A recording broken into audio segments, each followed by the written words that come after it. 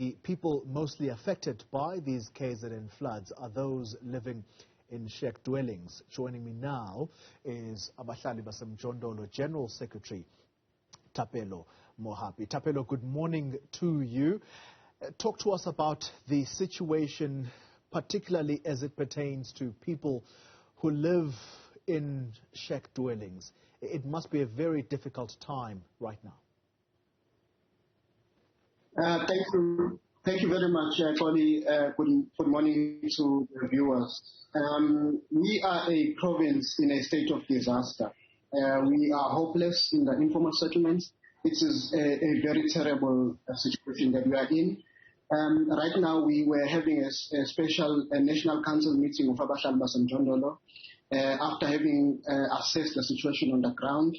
And we are trying by all means to assist those who are mostly in need. The very tragic is the people that are unaccounted for.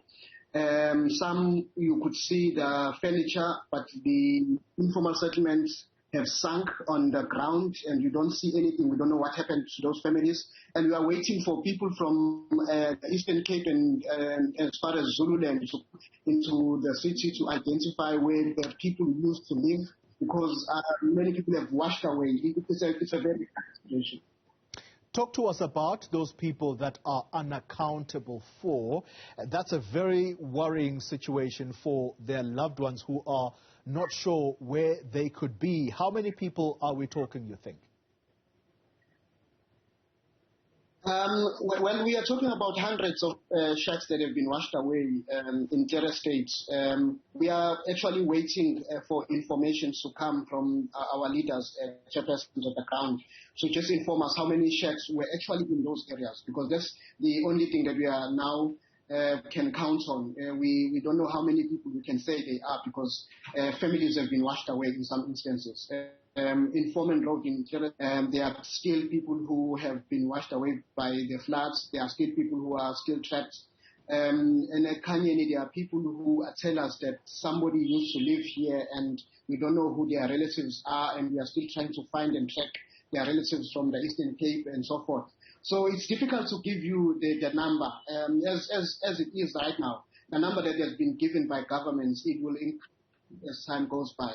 But Tony, I just want to highlight that for us who have been on the ground, it is a very dire situation. I've lost appetite, having seen kids being rescued, some of them not anymore alive.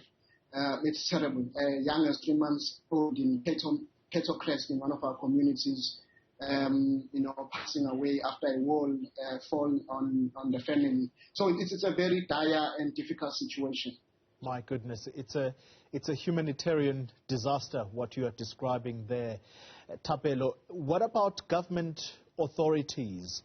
Is there somewhere, or is there some information that is being given for those people who cannot find loved ones and are worried that they may be buried in the mud? Is there somewhere where people can go to give information or try and seek assistance? Right now, Tony, we are working with the KZN municipality, trying to share some of the information on the ground. And they have information in a form of what committees and what councillors. We have information as Abahlali baseMjondolo. We are trying to link those information together from the people on the ground. We went to one of the informal settlements in Shallcross.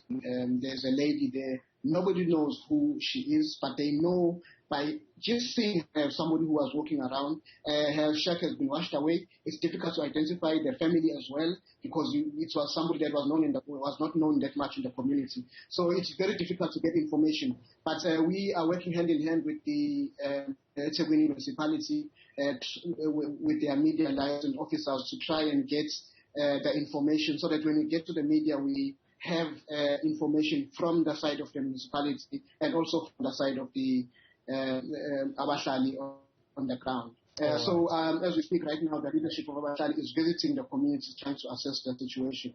But I want to call on this, Connie, that this is not time for us to be fighting amongst ourselves. This is not time for us to see opportunities when disaster funds are coming. This is a time not politic about poverty and people that are in very dire situation at this point in time. It's time for us to work together. The president of the country has called us to work together to try and assist and work with one another. Leadership needs to give direction, and we need to provide leadership for people who are destitute on the ground. Thank you very much.